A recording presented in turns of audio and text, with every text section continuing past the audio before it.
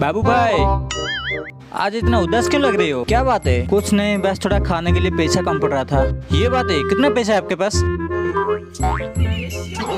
ये तो काफी पैसा है, इसे मेरे घर पे बुला के खाना खिला देता हूँ। आप आओ, खाना मैं खिलाता हूँ।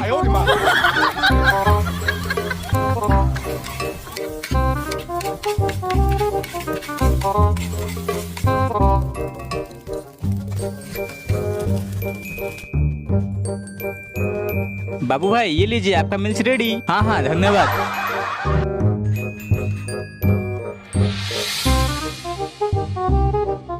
श्याम, थोड़ा चटनी और देना।